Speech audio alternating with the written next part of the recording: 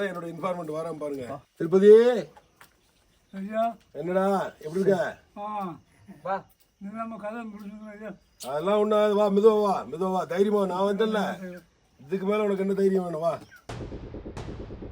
Best இன்ஃபார்மெண்ட்ஸ் அப்படின்னு சொல்லி ஒரு செட் நான் எடுத்தேன்னா அதில் வர்ற ஃபர்ஸ்ட் ரேங்கில் வரக்கூடிய ஒரு ஆள் திருப்பதி சார். கரெக்டாக இந்த இடம் தானா சார்? இதே இடம் தான், சேம். இங்கே தேசால தாண்டி இப்போ அரைப்பாளையம் போயிட்டு இருக்கோம். இன்னும் எவ்வளோ தூரம் சார் இங்கேருந்து? இங்கேருந்து ஒரு 3 கிலோமீட்டர் இருக்கும் அந்த இடம். 3-4 கிலோமீட்டர் வரும். அந்த வீரப்பன் எங்களை ஆம்புஷ் பண்ண இடம். அடுத்த பண்டு இருட்டு கும்மிருட்டா இருக்கு. அதில் வேற அவங்க கூட வந்து அவங்க வந்து சிறுத்தை வரும் பார்த்து போங்க அப்படின்னாங்க. நான் டக்குன்னு காரில் ஏறிட்டேன் பயந்து. சார் வந்து அதை பார்க்கறதுக்காக போயிட்டு இருக்காரு முன்னாடி, காருக்கு முன்னாடி. இந்த இடம் தான். இந்த பக்கம் பெரிய பள்ளம், ஒரு 100 அடிக்கு மேலே இருக்கும். Okay sir. இது ஒரு பெரிய பெண்டு. இது வந்து நம்ம ஒரு எஸ் பெண்டை விட பெரிய பெண்டு. இங்கே ஏறி வரணும்னா ஃபஸ்ட் கியரில் இல்லைன்னா செகண்ட் கியர்லாம் வர முடியும். ரொம்ப ஸ்லோவாக தான் வர முடியும்.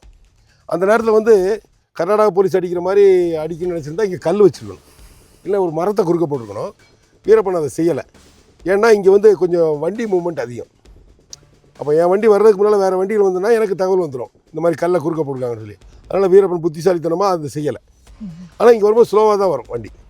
அப்போ அடிச்சிடலான்னு கரெக்டாக அந்த இடத்த செலக்ட் பண்ணுங்க. இடம் செலக்ட் பண்ணலாம் கரெக்ட் தான். நீங்கள் கேர்மாலத்துக்கு வந்து போகிறீங்க, நீங்கள் எந்த பக்கத்துலேருந்து கிளம்புவீங்க? ஏன்னா ரூட்டை மாற்றி தாளவாடி சைடு ஒரு தடவை அந்த மாதிரிலாம் போவீங்க. ஸோ அரைப்பாளையத்தில் வச்சு உங்களை அடிக்கணும் அப்படின்னு சொல்லி பிளான் பண்ணி தான் அந்த பெரிய ஆப்ரேஷன் நடக்குது. மலையில் இந்த நம்ம ஜடேந்திரசாமி அவர் இருக்கிறாருன்னா இவர் இந்த மலையில் எனக்கு எது நடந்தாலும் காப்பாற்றிடுவார் அப்படிங்கிற ஒரு நம்பிக்கை எனக்கு எப்பவுமே உண்டு. மனுஷனுக்கு பிறகுதான் இல்லையா, மனுஷன் வாழவே முடியலன்னா அவன் அவன் முருகமாகிடுவான் இல்லையா, 200 பேருக்கு. ஓ சரிங்க.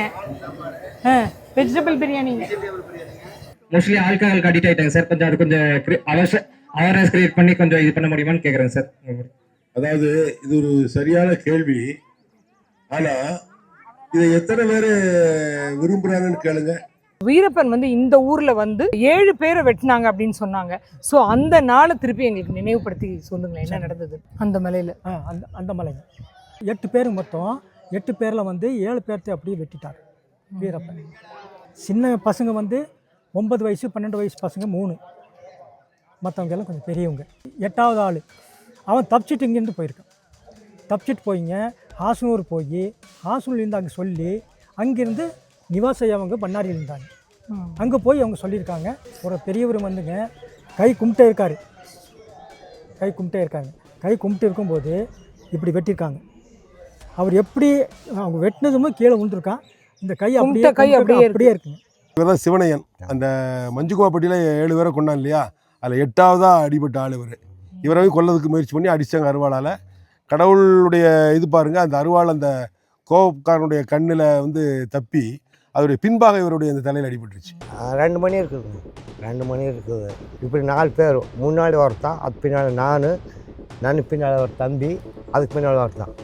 இவன் என்ன பண்ண போக வெட்டினலாம். ஐயோ அப்போ இப்படி திரும்பல, நம்மளுக்கு அறுவலை அடிச்சுனா இங்கே விழுந்து விட்டுருது. கட்டினது இந்த கண் காட்டுது. இந்த எடுத்துக்கிட்டு என்னுடைய பேட்ச்மேட்ஸ் எல்லாம் பேரம்பேத்தி எடுத்தாங்க.